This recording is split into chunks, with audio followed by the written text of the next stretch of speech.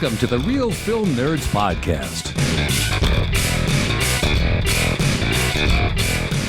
Hello, listeners, and welcome to the Real Film Nerds Podcast. My name is Matt, one of your two, let's count, 1, 2 hosts. With me, as always, the true mathematician of the pod, Mysterious Mike Talent. Yep, 1 + 1 is 3. Perfect. I am glad that you don't work on anything important, especially, anything tied to... I'll just leave it at that. Yes, it's very important that I do nothing mission critical. There you go. I like that. I was gonna say like space shuttle, but there's no space shuttle. I mean, Mr. Mysterious Mike Talent SpaceX. What? Oh, I just let it out of the bag. No. No SpaceX. Dude, if I worked at SpaceX, I wouldn't have time for the podcast. Yeah, you would. You just wouldn't have time for your family or child or sleep. Yeah. Pretty much, yeah. All right. Well, speaking of time, no, that was terrible. That was an awful segue. Shame on me. It's probably because I didn't sleep. Anyways, speaking of time, we'll just go with that. Don't forget to enter our contest for a free copy of Psycho. We've had a few entries, not enough. We need more. So make sure write in, email us, let us know what Alfred Hitchcock movie Mike and I need to review, must review for the annual. How many annual, Mike? 1. No. Oh, hell no. Wait. What? Third annual. Oh, a third. Oh, Harvest okay. Horror Fest. I was confused on what you were asking me. Again, for any questions, comments, or concerns, please email Elon at spacex.net. Jeez. I wonder if that's really his email. Probably not. Yeah, probably not. It'd be funny, though. Okay, Mike. Well, anyways, there you go, people. Hurry up, enter. We're getting ready to close the contest if you want a free movie. And who doesn't? You know what the benefit? It's not only Psycho, it's Psycho in 4K. The original. They remastered it. It's amazing. I haven't watched it yet, but it's amazing.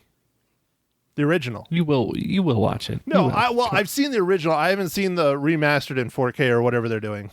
So I haven't watched it yet. And you know what? I bet you that's probably what we'll end up doing for the Harvest Horror Fest. At least that's what I hope. I like Psycho. It's a really good movie. Yeah, Psycho's great.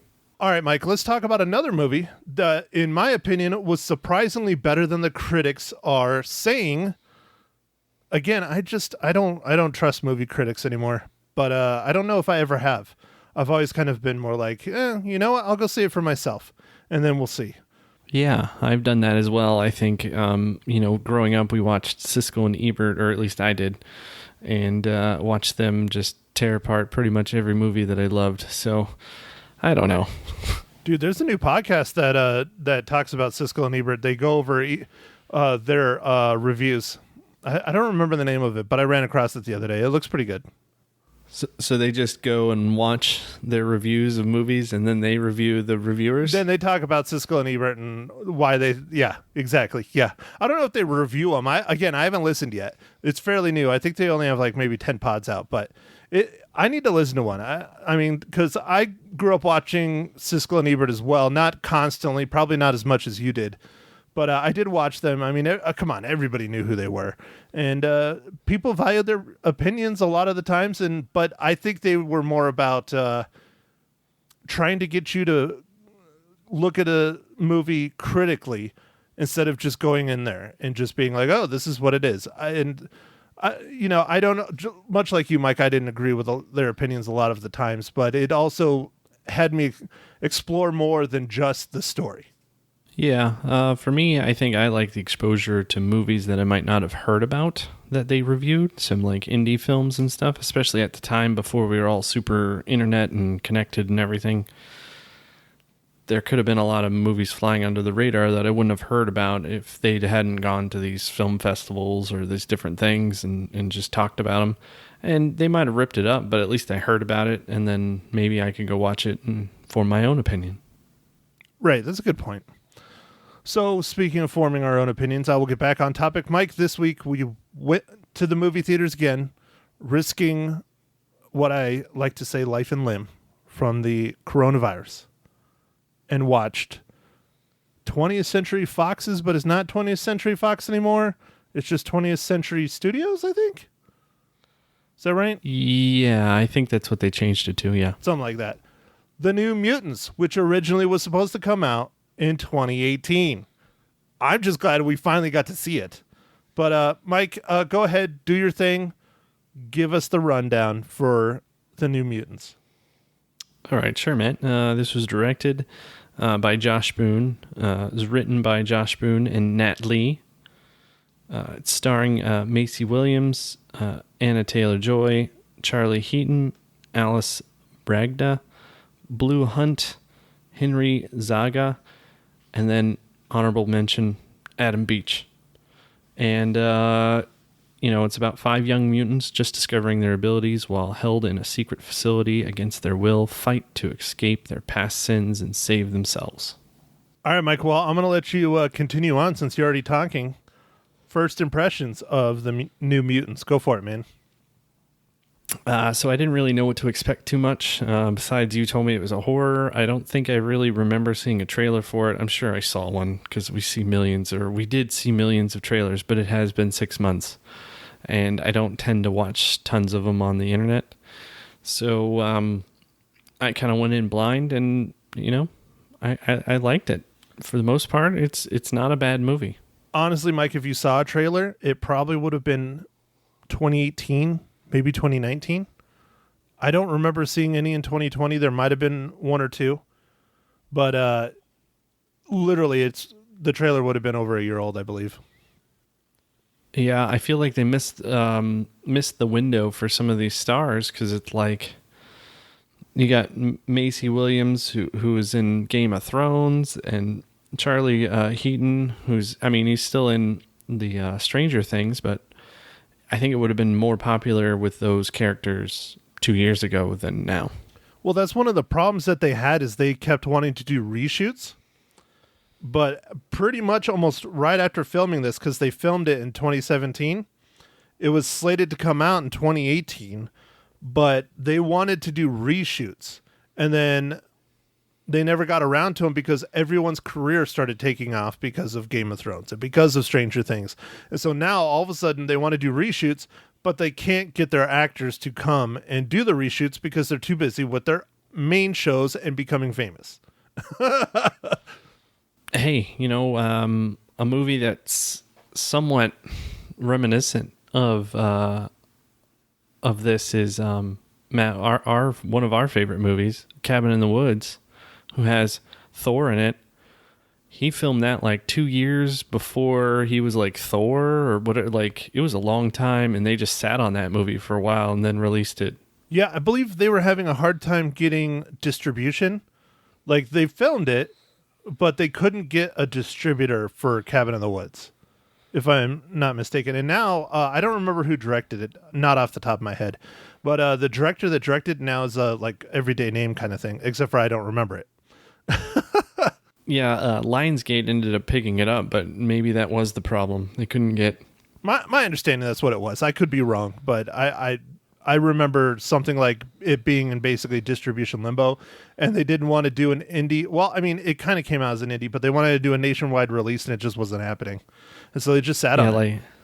Yeah, Chris Hemsworth had, at the time, signed some sort of deal, which I think is kind of common with some newer actors, where they just sign a deal, and they're like, I'll make 3 pictures. They're like a flat rate. And they don't even know what they're going to be in. They're just told, they're like assigned by the studio and like, hey, you're going to go do this and be in this movie and this is what it is. That happens sometimes, I guess, with some especially early beginning actors who are just trying to make a name for themselves. So, I mean, obviously things are okay for him now, but he's doing well now. Yeah. I think he has a few dollars, a couple shekels, Yeah. Not from that first Thor, but after that, he was good.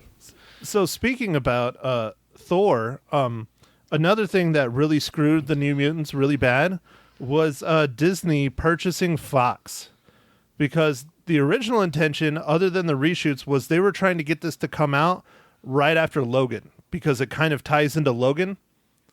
I'm not going to spoil it. I will talk about the part later in spoilers that ties it kind of to Logan.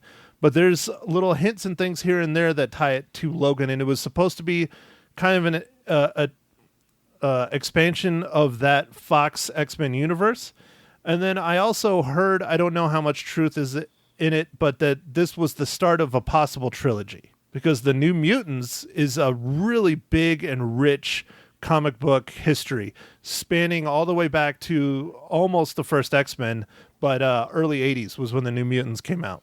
Wow. I didn't know that comic history, but this movie was, I thought it was okay. It could have laid the groundwork for more stuff. I mean, it didn't seem like there was some intentional, we're going to have more movies, but, you could.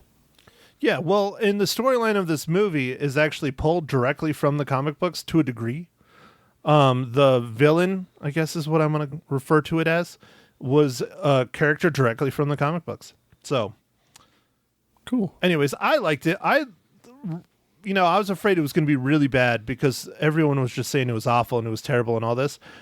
For a mostly six actor film that was clearly on a shoestring budget, had pretty decent talent.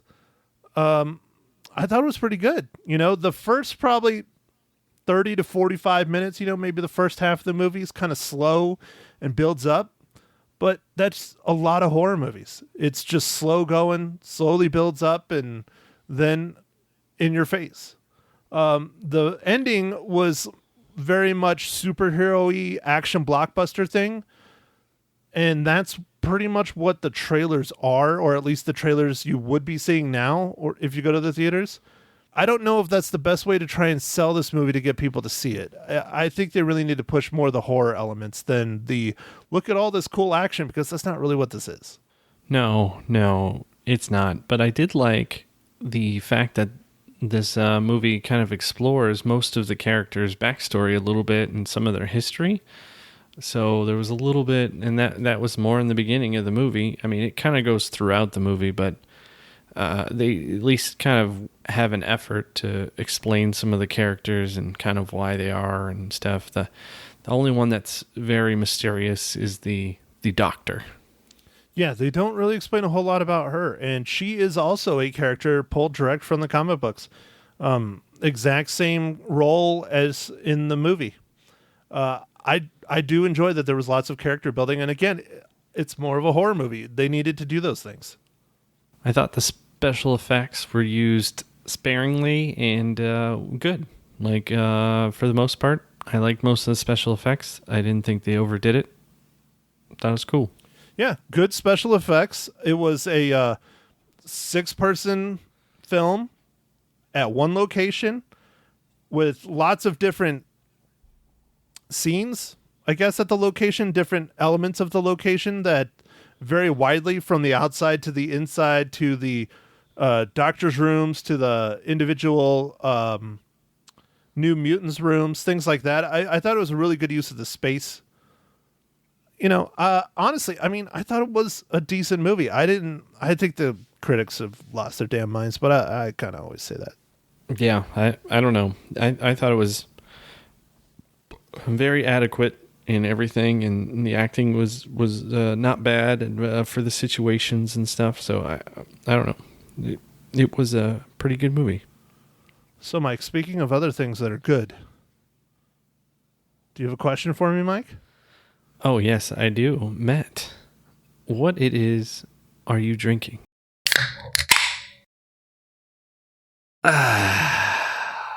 What it is I'm drinking.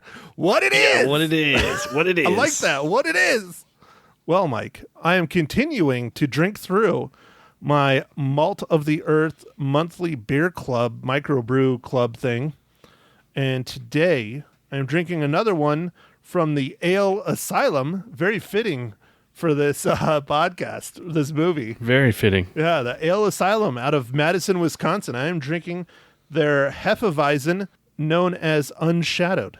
And it's a pretty good Heffy. It's not as light as a lot of them I've drank. It has a little bit more of a body to it, but it's definitely a Hefeweizen. It's good. Micah, what IPA was on sale this week? Oh, you're going to love this, man. All right, so this is a tall boy, and I'm drinking something by Terrapin, which is out of Athens, Georgia, and it's called Recreation Ale, and it's a low-cal IPA. I like that you got yourself a tall. Yeah, so it's like 99 calories. That's low for a beer. Yeah. Oh, yeah. Other than a Michelob Ultra. But, yeah, what movie is that with the talls that we recently reviewed there, Mike? Oh, Stoned Age. Yep. So, all right, it was brought to my attention by one of our listeners the other day that they feel that our What Are You Drinking is nothing but an advertisement for beer and for people. It is not paid. Mike and I just like to drink different beers and we like to talk about them. Jesus. What the hell's wrong with that? Hey, man, if we got paid, that'd be great. If we got paid, that'd be amazing. Yeah, I would love to. If you're listening, Terrapin. Yeah, I would love to not have to pay to do the podcast. I'd rather have people pay me to do the podcast or at least let me break even. No, we pay to do this stuff, people. So. Yeah, we pay for the beers and we just pay to talk about them. We just enjoy having some different beers and telling you about them. Well, we also pay for the movies and we also pay for the hosting and we also pay for the website and we pay for it all. We are not heavily in debt, but I mean, I'm heavily in debt. But anyways, all right, speaking about money and someone that has no problem with money, Mike, how does the New Mutants relate to Disney's Marvel Cinematic Universe?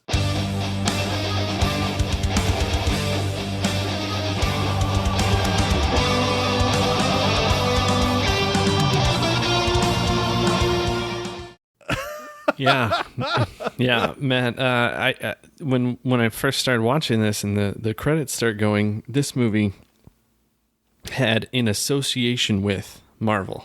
I was like, I've never seen that before, where it said in association with, like all bolded on top of when they did the Marvel like roll, you know? Yeah, well, it's not the traditional MCU, you know. It's just in association with, but that's how all the X-Men were. And that's how the Wolverine films were, and Deadpool, and all those. They have different Marvel intros. That's how you can tell the difference between the MCU and the Fox films, other than knowing that Fox is the studio that put it out. Or Sony. But Sony cut a deal with Spider-Man for some, but it still does that in association with Marvel. Yeah, it was just weird the way that it was presented in this film. It seemed very highlighted to me. But anyway, MCU. So Andrew Buckland worked on Captain America: The First Avenger as an additional first assistant editor. And he was one of the editors on this film, The New Mutants. So he's obviously moved his way up in the world and now is a full editor. Because I don't know what a first assistant editor does. Probably gets coffee. Maybe. For those of you who can't see Mike on video, which is all of you, Mike almost fell over laughing. You didn't hear it, but I saw it. It was pretty good. Yeah. So back on it, we are in our spoiler territory. So if you want to see the New Mutants and not know how it ends or important parts of said film, go ahead and click off right now. All right, Mike. So, spoiler territory. I'm trying to think. What was I talking about earlier that I was going to spoil?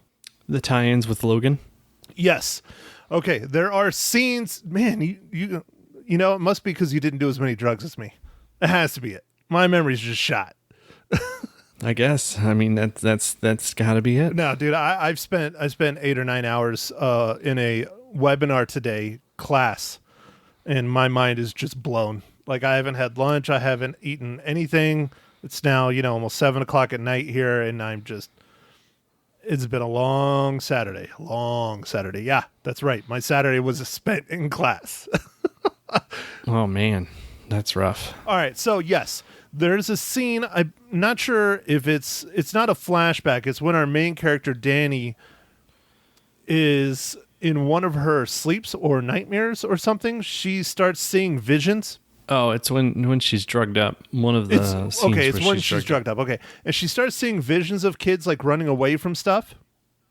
Now it's not pulled from Logan, but it is pulled from. it's supposed to be reminiscent of Logan because it's all these kids in this hospital setting that are running away, and they're supposed to be where like X-23 was from in Logan. So if you remember X-23, she's the girl that is now the new Wolverine.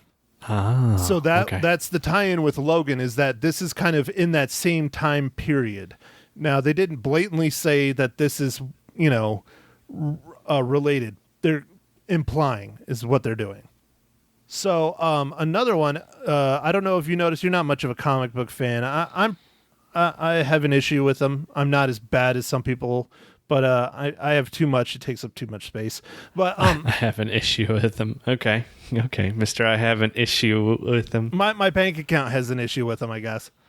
The character that they were referring to, that Dr. Reyes reports to, if you're a comic book fan, you will pick it out immediately. It is the Essex Corporation, which is run by Nathaniel Essex, or better known as, later down the road, Mr. Sinister, which also had a call out in Deadpool.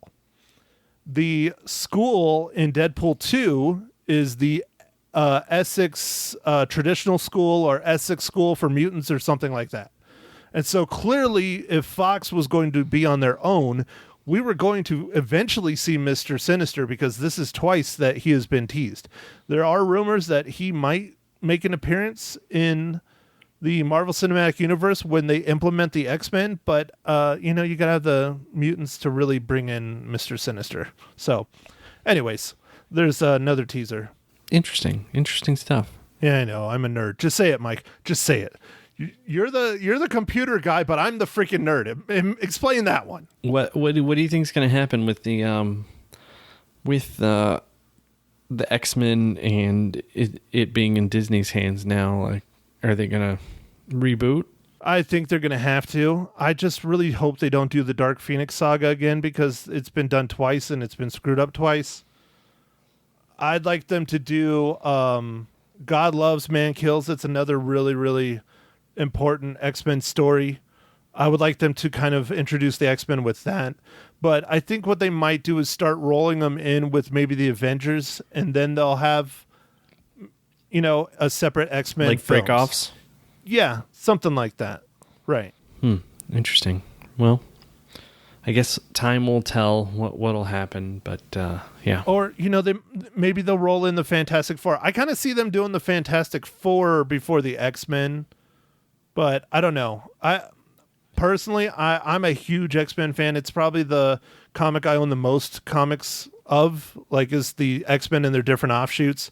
So I'd really like to see that. Again, I'm a child of the 90s, and that's when the X-Men were huge, was the 90s. When are we going to get our Gambit movie, man? Dude, that was, okay, all right. It was supposed to possibly be the teaser at the end of this film. I didn't stay to the end because I looked it up on my phone.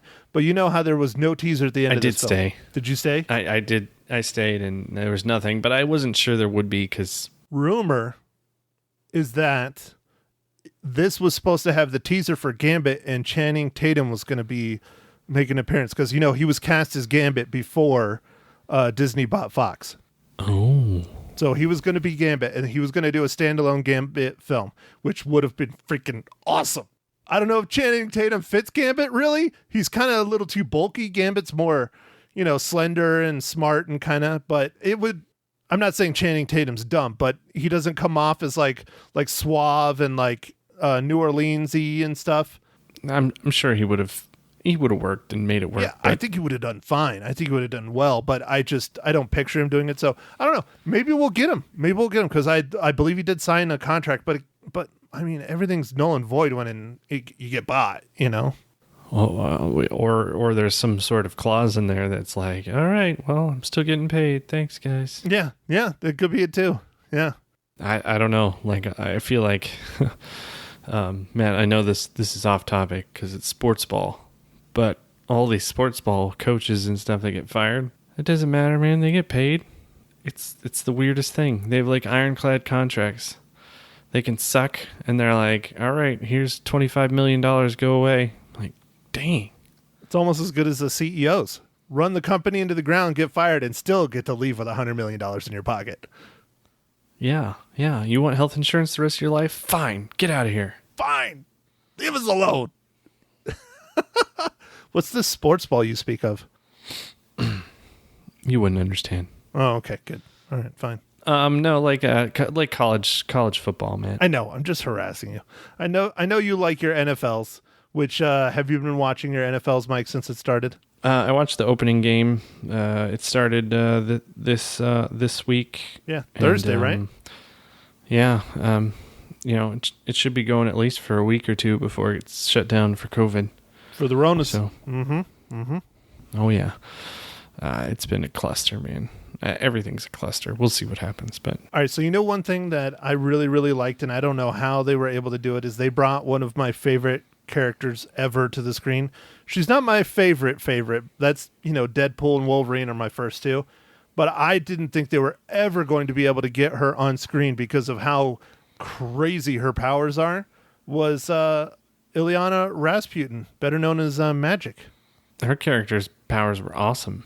It was neat to watch, and it kind of built, the like we said, kind of the budget stuff. But man, that end towards the end there, man, wow, dude, her battle with the giant ass bear, yeah, that was great, and they casted her so well. Anya Taylor-Joy did an amazing job as Magic. I mean, that's exactly how I've always envisioned her when I'm reading her in the comic books. Just cocky and, I'm a badass because she is, they don't tell you this in the movie, and I assume they would, but she's the little sister of Colossus.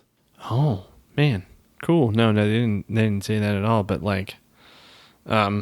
whatever happened to her in her early life was terrible. Yeah. So, well, her power, she basically can transport herself to this other plane of existence known as Limbo. Now, it is in the movie they say that she made it up and all this stuff. No, it's Limbo. It's a legit place, and there's other creatures and not mutants, but magical beings and other things that exist there. I love that they had Lockheed in there. Lockheed is pivotal to Magic. He's actually a very big character in the X-Men world. And do you know why he's called Lockheed, Mike? I don't know. Is he named after the defense contractor? Bam! Nailed it. So if you know your X-Men, the X-Men fly in a Blackbird, an SR-71, which is made by Lockheed Martin. And it is Magic's kind of thing of thinking about the X-Men and wanting to be the X-Men. So she named her flying dragon Lockheed. That's funny. That's really funny. It is. It's kind of cool like that. I know it's goofy, and that's exactly how he is. When he's in the real world, he's a puppet. I mean, there's it changes throughout the history of the X-Men. And then when they're in Limbo, he's a legit dragon. Yeah, at first I was like, this is kind of weird, but then it made so much more sense later on. So I kind of like the slow build of this movie. I like to find out more about the characters and stuff. And, I was disappointed that Adam Beach's character was in it, but not really. Because I would have liked to see a little bit. He's a great actor. I would have liked to see a little bit more of him. But he's just barely in it. Yeah, he's a very, very good actor. I wish they would have had him in it a bit more. And honestly, he's the biggest name tied to this film, other than Maisie Williams. If you think back 2017, Maisie Williams was still pretty fresh on the Game of Thrones world. But he was a big name on this film. Yeah, the one thing that was a little bit weird about the Maisie Williams thing was that they kept showing her in the shower. I'm like, why is there like 3 shower scenes with her? That kind of bothered me because they're supposed to be like teenagers, and they aren't like 40-year-olds playing teenagers. They're like legit teenagers, most of them. And I was like, I don't know about this, man. I don't know. It was kind of crossing the line a little bit for me. I mean, I understand they were trying to show the W that was burned into her for being a witch, but it wasn't a witch. It's in the comic book. She's Wolfsbane. She turns into a wolf. Well, she's basically a werewolf, and it's burned into her skin to mark her as a werewolf. But same witch, same thing. It's still a W. But I understand that's what they're trying to do. But it's still it didn't feel. It felt kind of gross, I guess is a good way to put it. It was weird that scene was in there like like the one scene's fine, right? You know, the shower scene is fine. But then they had it again. I'm like, why are we back in the shower? This is kind of weird. I would have felt that scene, that particular thing with the her dealing with the another W thing would happen inside of the church. Yeah, especially since she kept going in the church. Let's see, what other spoilery thing? Man, so I really liked the symbol, this like fallen angel, like water fountain. Mm-hmm. And I felt like they didn't really use it. Like I felt like they could have had a couple cool shots, and they just kind of had it there, and they just had these weird shots, like distant shots. I don't know. Felt like they could have done something with it. It seemed like it was a cool piece in there, and they just didn't use it. There's like the one point where the Magic's character is like spray painting or whatever. We never even get to see what she spray paints. Right. Yeah, you never. Nope. You know, I think a lot of it was them slapping together without being able to do the reshoots and just shoving it out. And Disney's like, well, you know, because, I mean, there wasn't much fanfare behind this film at all. And, I mean, they put it out, like, right now. They could have put it out earlier. They could put it out later, but they put it out right in the middle of COVID. I don't know. I think Disney's trying to sweep this one under the rug for sure. Yeah, I don't know. But, it's not that bad. It really isn't. I felt like no, it's not. But I just felt like that was a missed opportunity because that was kind of a cool thing in there. They're like you said, it's like one place movie, but there's several like different areas that they shoot the movie, and I just thought that was a waste. Yeah, especially since it's such a really cool looking sculpture. I mean, the whole outside of the asylum or hospital or whatever they call it was gorgeous, beautiful, very nice. I liked it. I believe it's in it's in Massachusetts somewhere. No, okay.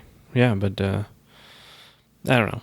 I thought that was a missed opportunity. For the most part, man, this movie's, you know, pretty decent. Yeah. I enjoyed it. I don't regret seeing it. I mean, I could say, you know, it probably wasn't worth going to the theater, but I love going to the theater. I don't have a problem with that. For our listeners, you know, wait. Watch it on Disney Plus. There's no real super reason why to see it in the theater. But I definitely say watch it. You'll enjoy it, especially if you're a comic book fan, X-Men fan, Marvel fan, any of those superhero, you're a nerd. This is a completely different take on what we've had in the past for the most part. I mean, I don't ever really remember a horror, superhero, mutants, X-Men film. Like, not in recent memory, other than unless you start saying like Unbreakable and stuff like that. But as far as like mainstream, no. Matt, what was that one that we watched not too long ago that was a horror mutant film that was kind of a take on what if Superman was bad? Oh, Brightburn. Yeah. Brightburn. Yeah, that was good. I need to buy that. Good. I like that movie a lot. Yeah, that's clearly ripped off from DC's Red Sun. Clearly. But I liked it. So, all right, Mike. So speaking of ratings and films we like that we don't do, let's go ahead. I'm going to do it since I'm making you go first on everything else. That's what she said.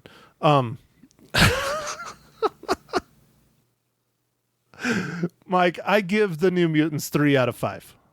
Reels. Of course, reels. Nice, man. Nice. So, it's average. Worth a watch. Enjoyable.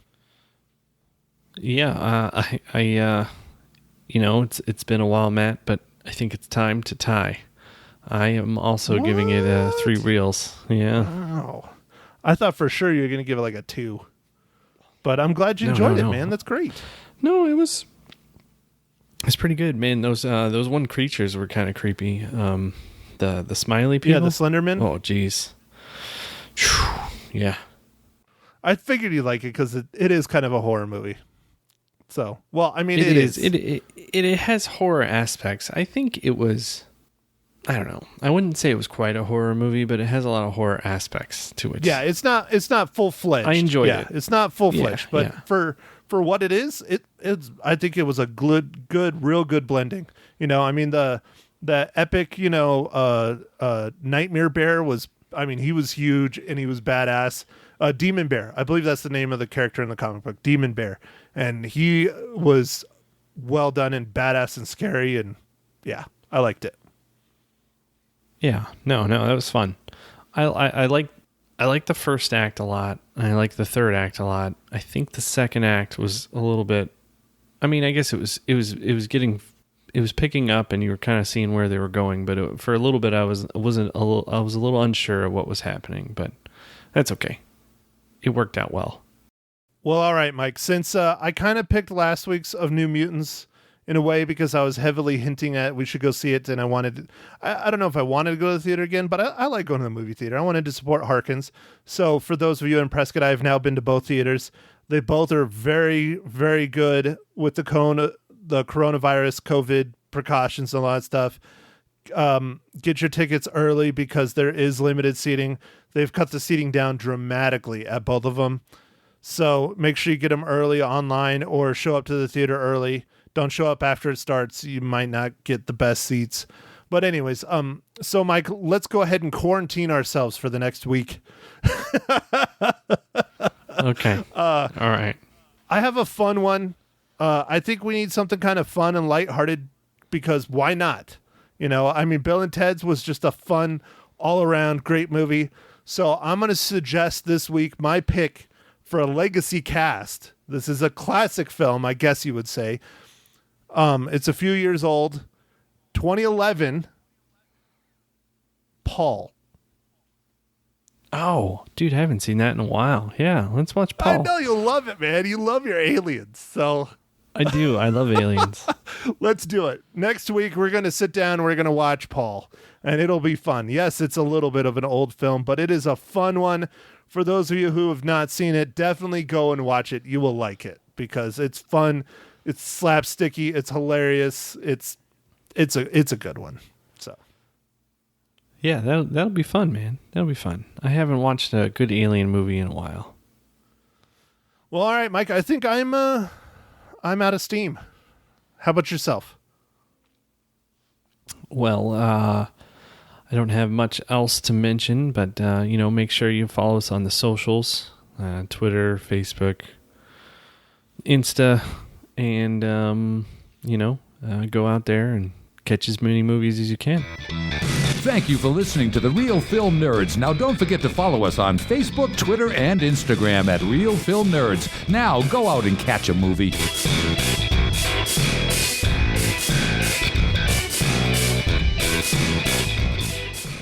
Good morning, Magic 99.1. Who's this? It's your bestest buddy in the whole world. Really?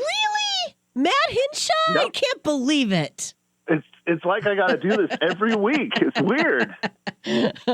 I knew it was you because it's 9:15, and that's when you call in to talk on the radio. See? I'm just getting smart. It's because that's when you asked me to call in and talk on the radio. I absolutely do. How you doing, Matt? I'm doing well. How are you this morning? I'm doing good. I'm doing good. I'm excited to talk to you because you're going to tell us all about the New Mutants, correct? Yeah, I am. Okay, came in number 2 at the box office this weekend. It is getting destroyed by the critics, and I think they're wrong. Really? Yep. I did not think it was as horrible as everyone keeps putting it out to be. I think they're expecting a really hardcore X-Men superhero movie, and that is not what it is.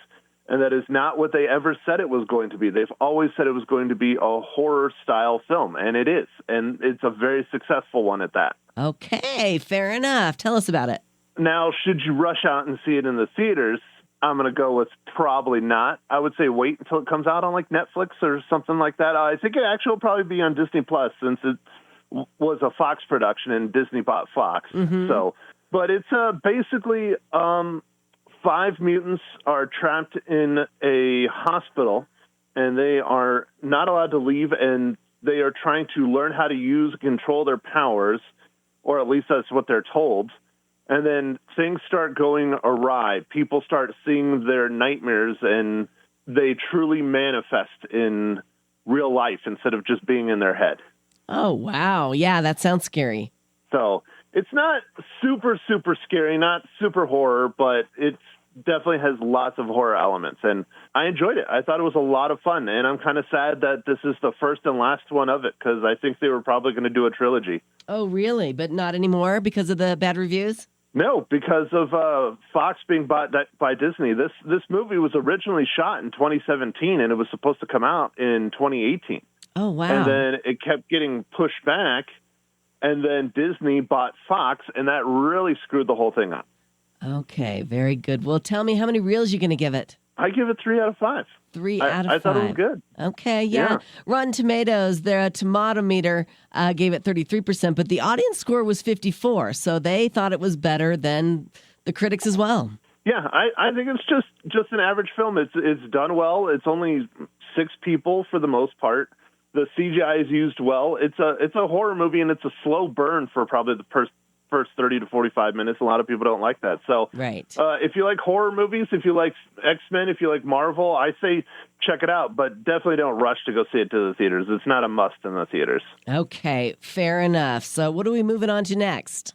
Well, next week, since there's not a whole lot coming out on the streaming services or in the theaters, Mysterious Mike and I are going to stay home, and we're going to review a classic film from 2011 called Paul.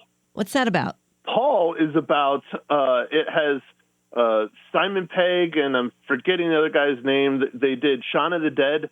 They're on a road trip across America, and they end up rescuing an alien and try and help the alien escape from Area 51. That sounds awesome. And so it's a lighthearted, fun comedy, and I felt that it was just time that it was my week to pick, and I felt it was time we do something really fun and just goofy, and it's definitely one of those movies. And where can you catch it if we all want to catch it as well?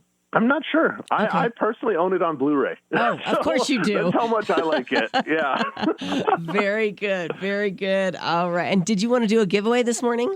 Well, we're still giving away copies of Psycho. So the original Psycho by Alfred Hitchcock. So for those of you that want a free copy of Psycho, email us and tell us your favorite Alfred Hitchcock movie. Okay. And what's the email address?